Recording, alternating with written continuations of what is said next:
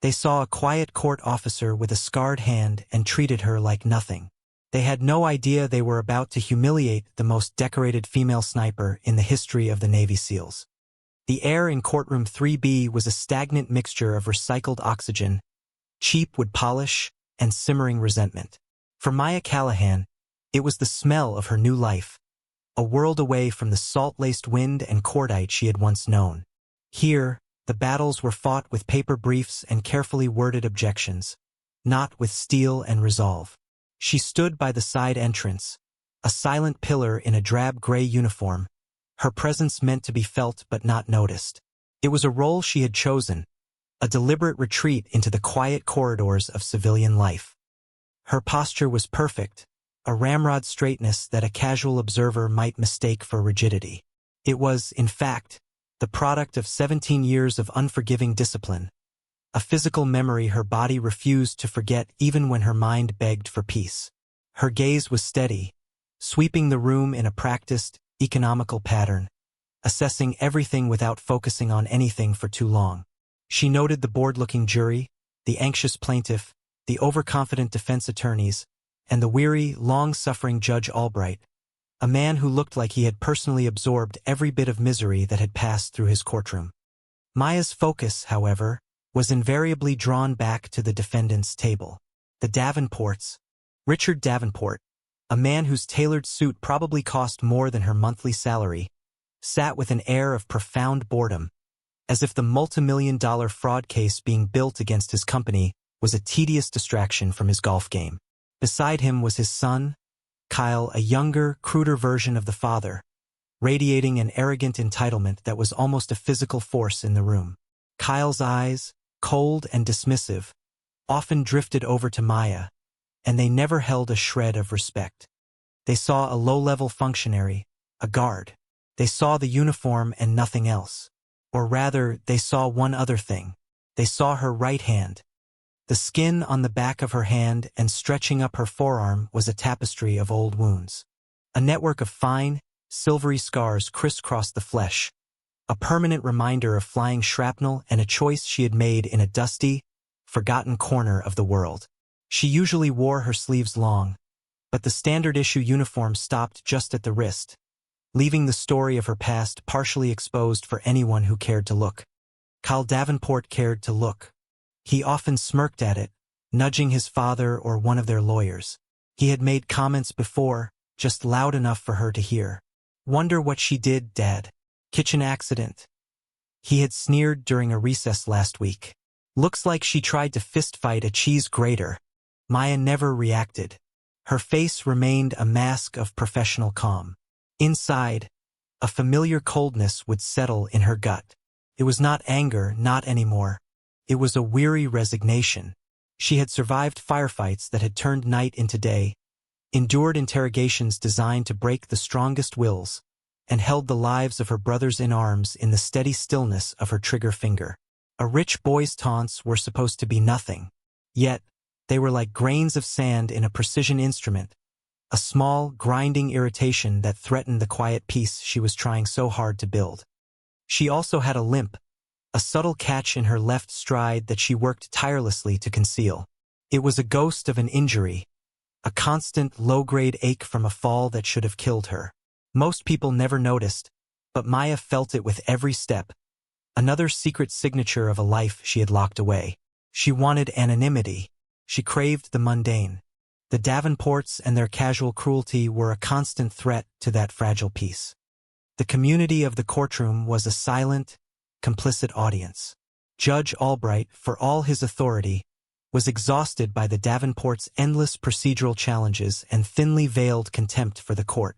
He saw their interactions with Maya, his brow furrowing in disapproval, but he did nothing. To him, it was a minor annoyance in a majorly annoying case. The lawyers for the opposing side were too engrossed in their legal strategy to notice or care about the dignity of a court officer. The other bailiffs were her colleagues, good people mostly, but they were intimidated by the Davenports' wealth and influence. They offered Maya sympathetic glances in the break room but stayed silent in the courtroom. And so, the small, daily humiliations continued, unaddressed. The afternoon dragged on. The plaintiff's lawyer was methodically presenting a chain of emails that painted a damning picture of the Davenports' business practices. The atmosphere grew thick with tension. Richard Davenport's mask of boredom began to slip, replaced by a tightening in his jaw. Kyle's leg bounced with agitated energy, his sneer deepening into a genuine scowl.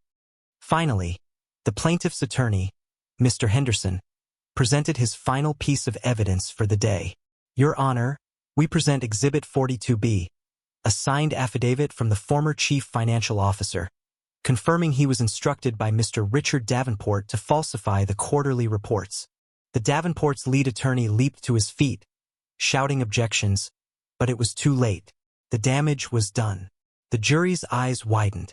Judge Albright looked at the document, his expression grim, and overruled the objection. It was a significant blow, and the impact landed squarely on Kyle Davenport. He snapped. With a roar of pure fury, Kyle shoved the heavy oak table in front of him. It screeched across the floor and crashed into the witness stand. This is a lie. A complete setup, he bellowed, his face turning a blotchy, furious red. He rounded the table and lunged toward the plaintiff's lawyer, Mr. Henderson, a man 20 years his senior and half his size. Time seemed to slow down for Maya. This was her world now. Not a combat zone, but a flashpoint of human volatility. Her training, dormant but never gone, took over. She moved before the other bailiffs had even processed what was happening. She didn't run. She flowed, covering the distance to Kyle in 3 swift, economical strides. She did not reach for her weapon. She reached for de-escalation. "Sir, you need to calm down," she said, her voice low, firm, and devoid of emotion. It was the voice she had used 100 times to calm a jittery soldier before a mission. She placed her left hand gently but immovably on his chest, creating a barrier between him and Henderson. Her body was positioned perfectly, balanced and ready to absorb or redirect any force he might use. For a moment, Kyle froze, surprised by her sudden appearance and the sheer, unyielding confidence of her stance. Then his rage found a new, more convenient target. He looked down at her, his eyes blazing with contempt. "Get your hands off me," he screamed, his voice cracking. He violently shoved her arm away. Then he did something that crossed a line. He balled his fist and shoved her, hard, in the shoulder. "You're just a glorified mall cop, a scarred-up freak. Don't you touch me." Maya stumbled back a single step, the limp in her left leg becoming pronounced for just a second as she caught her balance. The shove hadn't hurt her, not physically, but the public, venomous assault on her very identity, the dismissal of her duty, the mockery of her scars, struck a deeper blow. She straightened up, her face like granite. Her internal struggle was a silent storm. Part of her, the old part, knew a dozen ways to put him on the floor without breaking a sweat. But the new part, the part that craved peace, held her back. She had to follow protocol. Richard Davenport, seeing his son's outburst, chose to escalate rather than de-escalate. "Your Honor," he boomed, standing up, "control your staff. This officer is assaulting my son." It was a blatant, outrageous lie. Everyone in the room had seen what happened. But the Davenports operated on the principle that if you said a lie loudly and confidently enough, it could bend reality to your will. Judge Albright slammed his gavel. "Order! Order in this court!" He looked from the enraged Kyle to the stone-faced Maya, his expression a mixture of panic and fury. He was losing control of his courtroom. He needed to reassert authority, and the Davenports were a hornet's nest he did not want to poke any further. He made a terrible, cowardly calculation. "Officer Callahan, stand down," he commanded. Then, turning to Kyle, "Mr. Davenport, return to your seat, or I will hold you in contempt." Kyle, feeling the judge's capitulation, saw his chance. He pointed a trembling finger at Maya. "She attacked me. I want her arrested. I want to press charges." The courtroom was in chaos. The judge, desperate to avoid a mistrial that the Davenports would surely cause, made a decision that would haunt him for the rest of his career. He looked at the two other bailiffs, a veteran named George and a rookie named Peterson. "For the sake of order in this court," he said, his voice strained, "escort Officer Callahan to the holding room. Restrain her if you must." The word restrain hung in the air like poison. George and Peterson looked at Maya, their faces etched with shame and disbelief. Maya gave them a tiny, almost imperceptible nod. Follow the order. It was a sacrifice she was willing to make to maintain the very order she was sworn to uphold. With heavy hearts they approached her. Cal Davenport watched, a triumphant, ugly smirk spreading across his face. He had won. He had broken the calm, untouchable guard. George took out his handcuffs. "Maya, I'm so sorry," he whispered, his voice thick with regret. "Just do your job, George," she replied, her voice steady, though inside, a chasm of humiliation had opened up. She turned and placed her hands behind her back. The cold metal clicked shut around her wrists, over the sleeves of her uniform. A court officer, handcuffed in her own courtroom, for doing her duty. It was the ultimate injustice, a profound violation of her core values. She kept her head high, staring at a fixed point on the far wall, her discipline the only armor she had left. At that exact moment, the grand double doors at the back of the courtroom swung open. The man who entered was not loud or ostentatious, but the entire room fell silent as if a switch had been thrown. He was tall and lean, his hair a distinguished silver, and he wore the pristine dress-white uniform of a United States Navy Admiral. Stars gleamed on his shoulder boards, and a constellation of ribbons decorated his chest. He moved with an unhurried grace that radiated absolute authority. His eyes, the color of a stormy sea, swept the room and immediately understood that he had walked into a moment of crisis. This was Admiral James Thompson. He was scheduled to provide a character witness statement for a retired colleague in a case later that afternoon, but he had arrived early. His gaze passed over the furious Davenports, the deeply conflicted judge, the ashamed bailiffs, and finally, it settled on the woman in the center of it all. The woman in handcuffs. He saw her ramrod-straight posture, even in disgrace.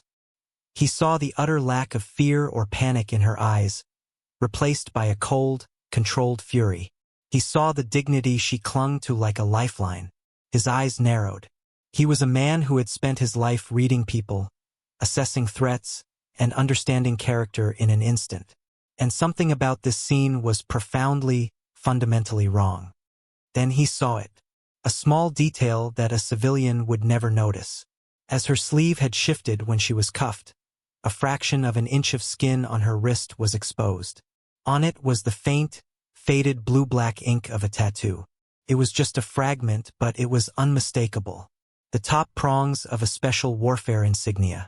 A seal trident. The Admiral's mind, a repository of decades of military service, began to churn.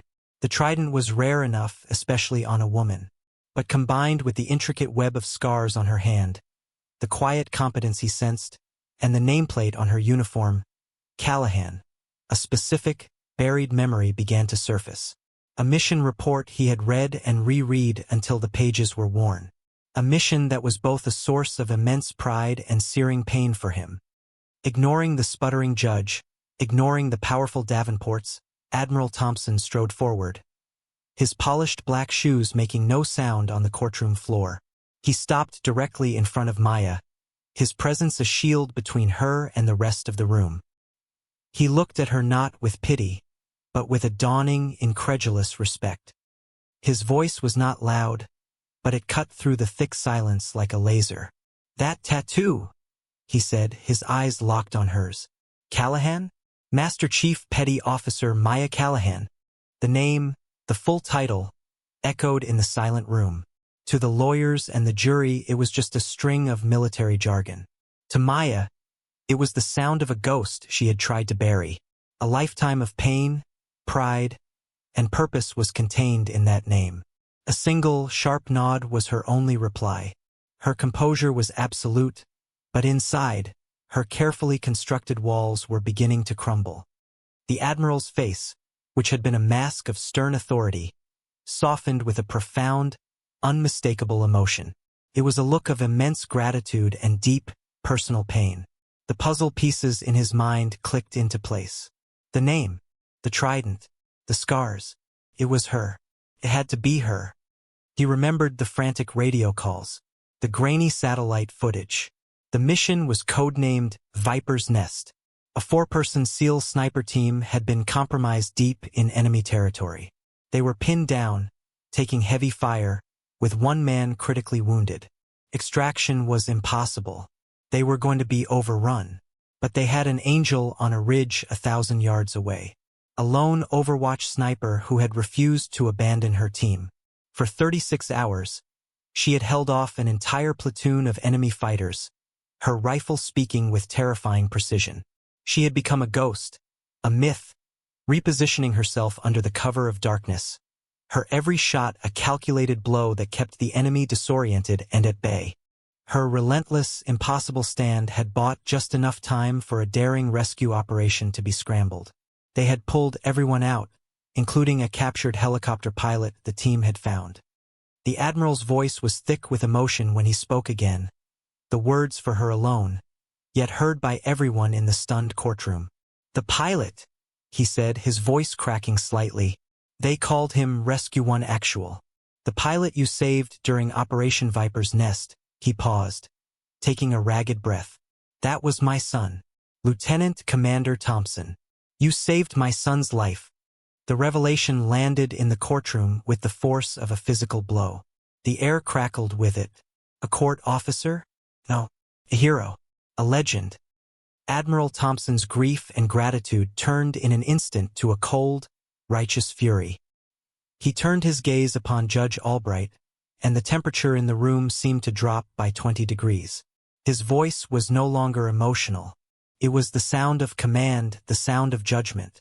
It was the voice of an admiral of the United States Navy, and it was terrifying. "Your Honor," he began, his words precise and sharp as shrapnel. "Do you have any idea who you just allowed to be humiliated in this room? Do you have any idea who you put in handcuffs?" He didn't wait for an answer. He turned to address the entire room, his voice ringing with power and authority. He was not just defending a person, he was defending an ideal. "This woman is not staff. This is Master Chief Petty Officer Maya Callahan, retired from the United States Navy SEALs after 17 years of distinguished and decorated service." He took a step, his eyes sweeping over the jury, the lawyers, and landing with burning intensity on Richard and Kyle Davenport. She was one of the first women to ever complete the SEAL qualification training. She was the first woman to ever pass the SEAL sniper course, and she graduated at the top of her class. The Davenports had gone from triumphant to confused to utterly, devastatingly horrified. Kyle's face was the color of chalk, his mouth hanging open in a silent O of disbelief. The smirk was gone, replaced by a mask of pure, sickening dread. He hadn't just insulted a guard. He had mocked a warrior of a caliber he couldn't even comprehend. His father, Richard, looked like he had been physically struck, his face pale and his eyes wide with the dawning realization of the catastrophic mistake they had made. The Admiral continued his monologue, his voice a hammer striking anvils of truth. "She served 5 combat tours in theaters of operation that I cannot name in this room. She is the recipient of the Navy Cross for heroism that saved her entire team from certain death. She holds a Silver Star for gallantry in action. She has 2 Bronze Stars with the V4 Valor device. She has been awarded the Purple Heart not once, not twice, but 3 separate times for wounds received in action against the enemy." He pointed to Maya's right hand, the one Kyle had so cruelly mocked. "You see these scars?" he demanded of the room. "This isn't from a kitchen accident. This is from the shrapnel of a rocket-propelled grenade that exploded 3 feet from her position while she was pulling her wounded team leader to cover. She shielded him with her own body." A collective gasp went through the courtroom. The jurors stared at Maya, their expressions transformed from boredom to awe. When the Admiral finished, the silence was absolute, profound, and heavy with shame. He turned back to Maya, his duty done. She stood, Still in cuffs, the stoic mask finally beginning to crack. A single tear traced a path down her cheek. She didn't bother to wipe it away. "I was just doing my duty, sir," she whispered, her voice husky. Then and now, the words, simple and humble, were more powerful than any boast. They were the essence of her character, a testament to a code of conduct the Davenports could never understand. Judge Albright, his face ashen, seemed to snap out of his trance. "Remove those handcuffs," he choked out, his voice a strangled whisper. "Remove them now." He looked at Maya, his eyes swimming with a shame so profound it was painful to witness. "Master Chief Callahan," he said, the title feeling foreign and wholly on his tongue. I have no words. My actions were inexcusable. I am so deeply sorry." George, the bailiff, fumbled with the keys, his hands shaking as he unlocked the cuffs. He stepped back as if from royalty. The metallic click of the cuffs opening was the loudest sound in the world. As Maya rubbed her wrists, a slow, rustling sound began. One of the jurors, an elderly man with a veteran's pin on his lapel, had gotten to his feet. Then another. Then a lawyer from the plaintiff's side. Within seconds, the entire courtroom was rising, turning to face her in a silent, spontaneous standing ovation. It was a wave of collective atonement, a desperate attempt to wash away the stain of their complicity. But the most powerful gesture was yet to come. Admiral Thompson, in his immaculate dress whites, faced Maya directly. He drew himself up to his full, imposing height.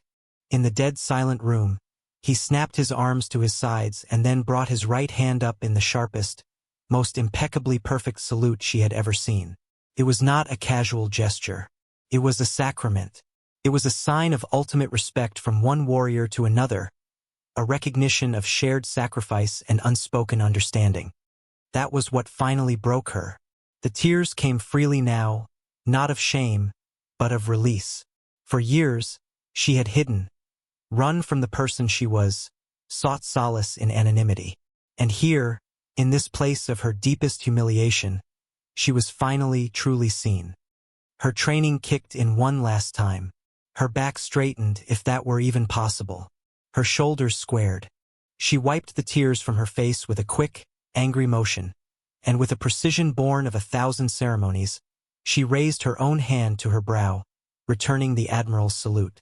In that moment, she wasn't a court officer. She wasn't a victim. She was Master Chief Petty Officer Maya Callahan, and she was home. 6 months later, the sterile air of courtroom 3B felt like a distant memory. The Davenport case had fizzled out, settled quietly for an astronomical sum. The family's reputation, however, was in ruins.